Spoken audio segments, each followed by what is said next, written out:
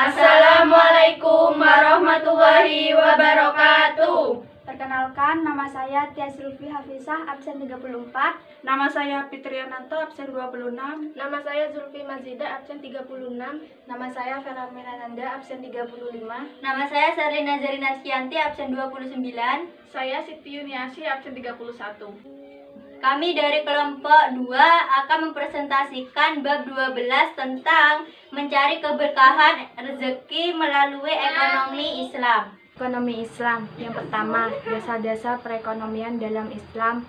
Etika perekonomian yang dikembangkan Islam adalah menciptakan kegiatan ekonomi yang bertumpu pada pilar tauhid, keseimbangan dan zazkiyah atau membersihkan harta yang bersumber dari Al-Quran dan hadis firman Allah Subhanahu wa Ta'ala dalam Quran Surat Al-Qasas ayat 28. Kegiatan transaksi harus diikuti aturan agama yang jelas, yaitu prinsip-prinsip muamalah. Perekonomian Islam juga mengajarkan prinsip-prinsip bertransaksi secara jujur, adil, dan tidak mengecewakan pelanggan. Yang kedua, dasar-dasar etika ekonomi Islam. Ekonomi Islam adalah ekonomi yang menjalankan perannya dengan berpedoman pada ajaran Islam.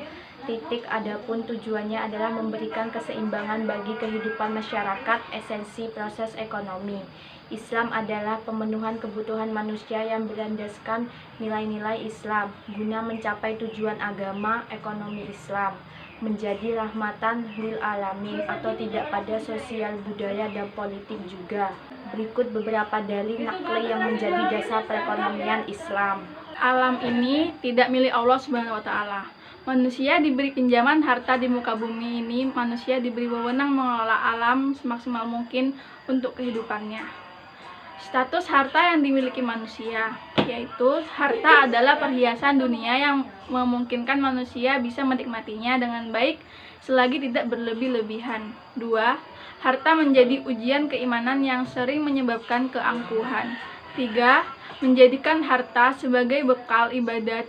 Melalui harta seseorang dapat melaksanakan begitu banyak kegiatan atau ibadah atau melaksanakan muamalah sesama manusia, misalnya melalui zakat, infak, dan sedekah. Pemanfaatan harta. Banyak pilihan hidup yang bisa didapat melalui harta, dan kekayaan antara lain dapat membeli sejumlah barang dan jasa untuk memenuhi kebutuhan hidup. Bukan hanya kebutuhan saat ini, tetapi juga kebutuhan yang akan datang, serta dapat memberikan rasa aman. Petunjuk dan pedoman dapat kita temui dalam Al-Quran dan hadis firman Allah, Quran Surat Al-Baqarah ayat 254. Kepada manusia tentang bagaimana seharusnya memanfaatkan harta yang dimilikinya sehingga dapat bermanfaat bagi diri sendiri, keluarga, dan kesejahteraan umat pada umumnya. 3. Sistem ekonomi Islam dan kesejahteraan umat. Yang pertama, akhlak ekonomi mengutamakan cara-cara yang benar. Proses dan cara yang benar dalam mengambil keuntungan adalah sebagai berikut. Pertama, tidak mengurangi dan mempermainkan takaran atau timbangan. 2. Tidak menimbun barang atau komoditas vital yang dibutuhkan masyarakat. 3. Tidak melampaui batas dalam mengambil keuntungan. Dan 4. Tidak memotong jalur distribusi untuk menimbun barang yang mengakibatkan harga barang menjadi naik. Melalui cara ini, keuntungan yang didapat memiliki dua sisi, yaitu keuntungan yang berkaitan dengan masalah duniawi dan keuntungan yang berkaitan dengan masalah ukhrawi. Keuntungan tersebut tidak semata-mata hanya bersifat material, namun juga bersifat non-material. Jual beli. Menurut bahasa, jual beli adalah memberikan sesuatu dengan imbalan sesuatu atau menukarkan sesuatu dengan yang lain. Adapun hukum jual beli, diantaranya 1. Mubah atau boleh.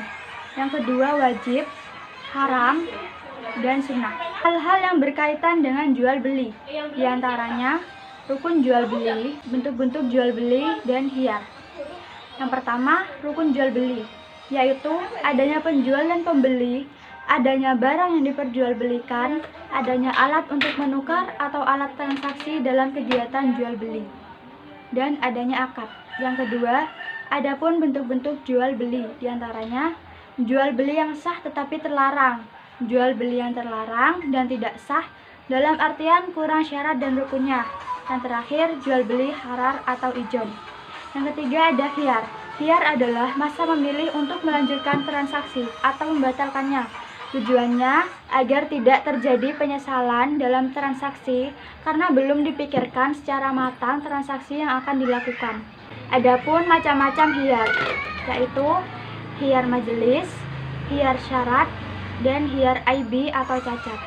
Perilaku yang mencerminkan kepatuhan terhadap hukum jual beli, yaitu 1. Menemukan dan membina ketentraman jiwa dan kebahagiaan. Yang kedua, sebagai sarana ibadah. Yang ketiga, menolak kemungkaran adanya usaha seperti berdagang, berarti mengondisikan kehidupan sosial yang lebih sejahtera. 2. Larangan riba. A. Pengertian dan ketentuan riba. Riba menurut bahasa artinya tambahan atau kelebihan. Menurut istilah, riba adalah akad atau transaksi yang pada waktu meminjam uang atau menukar suatu barang tertentu ada tambahan persentase atau kelebihan.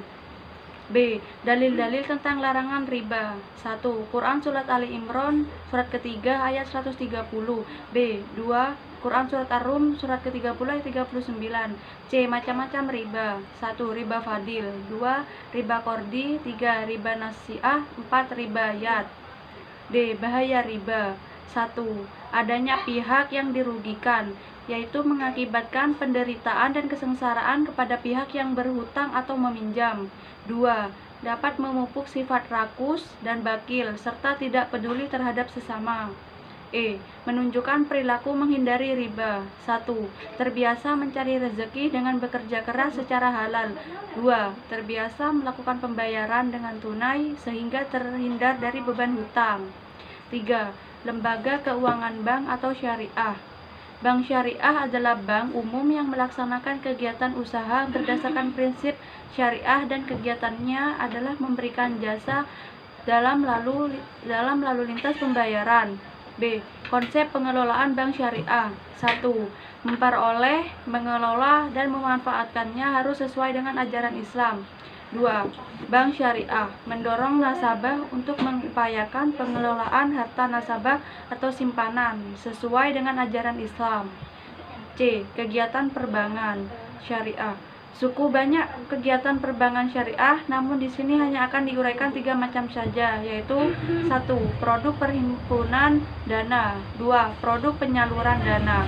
Dan terakhir adalah produk jasa. 4. Lembaga keuangan non-bank. A. Syirkah yaitu persetujuan 2 orang atau lebih untuk membuka perusahaan dengan tujuan berbagai keuntungan. Syirkah terbagi 2 yaitu syirkah inan atau serikat harta dan syirkah abdan atau serikat kerja. B. Asuransi syariah adalah asuransi yang memiliki landasan saling menanggung atau saling menjamin. Perbedaan asuransi syariah dengan asuransi biasa. Pada asuransi syariah ada dewan pengawas syariah yang bertugas mengawasi produk yang dipasarkan dan pengelolaan investasi dana. Adapun pada asuransi konvensional tidak dikenal adanya dewan pengawas syariah. 5. Menunjukkan perilaku yang mencerminkan kepatuhan terhadap hukum Islam tentang kerjasama ekonomi. Yang pertama yaitu harta yang dimiliki seseorang muslim merupakan anugerah sekaligus amanah yang diberikan oleh Allah, sehingga cara mencarinya dan memanfaatkannya harus sesuai dengan aturan-aturan yang ditentukan oleh Allah. Sekian, terima kasih.